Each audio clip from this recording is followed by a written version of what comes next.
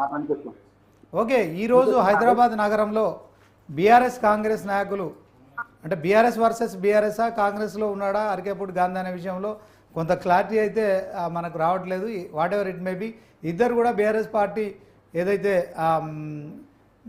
బీఫామ్తో గెలిచిన ఎమ్మెల్యేలు, మరి ఒకరింటికి ఒకరు వస్తామని చెప్పడం కావచ్చు, తర్వాత మరి ఒకరింటిపై ఒకరు దాడి చేసుకోవడం కావచ్చు, ఎట్లా చూస్తారు సునీల్ రావు గారు? ఇది వాస్తవానికి పంచాయతీ కాదండి. ఇక్కడ జరిగిన నిన్నటి వరదల్లో ఉన్న గవర్నమెంట్ ఫెయిల్యూర్ ను తప్పిపుచ్చుకోవడానికి టీఆర్ఎస్ కాంగ్రెస్ ఆడుతున్న నాటకం ఇది. ఏంటి అంటే నువ్వు నేర్చినట్లు చేస్తా అని వీళ్ళిద్దరి మధ్యలో ఒక ఒప్పందంతో ఆ ఇష్యూనంతా వరదల దాటిన అందరూ ఇబ్బంది పడుతున్నారు. దాన్ని ప్రభుత్వం సరిచేయలేకపోయింది. ఆ ఫెయిల్యూర్ ను తప్పించుకోవడం కోసం, ఆ ఫెయిల్యూర్ ను దాచిపెట్టుకోవడం కోసం ఒక సైడ్ డ్రామా ఒకటి మొదలు పెట్టిన ఇద్దరు కలిసి ఈ రెండు పార్టీలు. అసలు ఇవాళ టీఆర్ఎస్ ప్రతినిధుల మధ్య ఇద్దరి మధ్యలో పంచాయతీలో కాంగ్రెస్ దీంట్లో ప్రమేయం ఉంది. వాళ్ళని పట్టించుకోవాలా? వాళ్ళకేం అవసరం? కాంగ్రెస్ ప్రతినిధి ఏం చూస్తామంటే ఇది కొట్టచ్చినట్టు కనిపిస్తా ఉంది, ఇది నాటకం అని. వాళ్ళు బీఆర్ఎస్ ప్రతినిధులు ఎమ్మెల్యేలు ఇద్దరు ఏదో పంచాయతీ పెట్టుకుంటారు, వాళ్ళు తెచ్చుకుంటారు, వాళ్ళ జ్ఞానాన్ని వాళ్ళు పోతారు. అర్థం ఇబ్బంది ఉంది. కాంగ్రెస్ ప్రతినిధి కాదు కదా అధికపూడి గాంధీ. అయినప్పుడు అధికపూడి గాంధీని రావాల్సిన అవసరము, ఆయన ఎంటర్టైన్ చేయాల్సిన అవసరము కాంగ్రెస్ పార్టీకి ఏమొచ్చింది? ఇంకొకటి బీఆర్ఎస్ కూడా నువ్వు అందులో పోయి నువ్వు ఒక పదవి తెచ్చుకో, నువ్వు అందరూ అనుభవించడం ఇదంతా చేంజ్ చేసుకున్నాము అని బీఆర్ఎస్ నాయకులు చూస్తా ఉన్నారు ఈరోజు.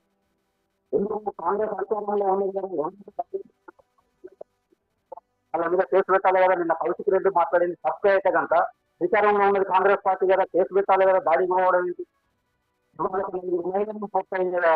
ఉసిగొలిపి బీఆర్ఎస్ పార్టీని కార్యాలయంకి పంపిస్తారు. ఇది నాటకం కాదా?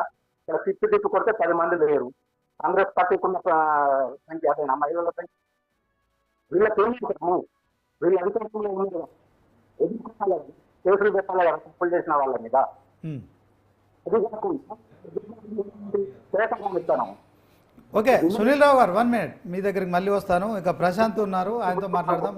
ప్రశాంత్ చెప్పండి. ఇంతకీ నమస్తే. సునీల్ రావు గారు మీరు ఆగండి. సునీల్ రావు గారు 1 minute మీరు ఆగండి. సునీల్ రావు గారు ఆగండి, మీరు ఆగండి. కటకం Sunil Rao, just wait. Second close చేస్తాను నేను, క్లోజ్ చేస్తాను. ఝాన్సీ లక్ష్మీబాయి, రాణి రుద్రమ, మనకు ఇట్లాంటి పోరాట యోధులు ఈ గడ్డ మీద హిస్టరీ చదివిద్దాం మనము. చింతనగా కనిపిస్తుంది ఈ మనిషికి.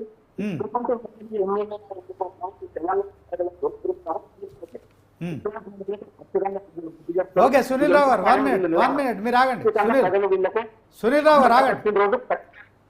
రైట్, సునీల్ రావు గారు మీరు కాసేపు ఆగండి, మళ్ళీ మీ దగ్గరకు వస్తాను నేను. ఇక ప్రశాంత్ ఉన్నారు. ప్రశాంత్ గారు చెప్పండి. ఇప్పుడు జరిగిన విషయంలో బీఆర్ఎస్ ఏదైతే బీఫామ్ మీద గెలిచిన ఎమ్మెల్యేలు హైదరాబాద్లో హంగామా సృష్టించారు. నీ ఇంటికి వస్తా అంటే నీ ఇంటికి వస్తా అని చెప్పి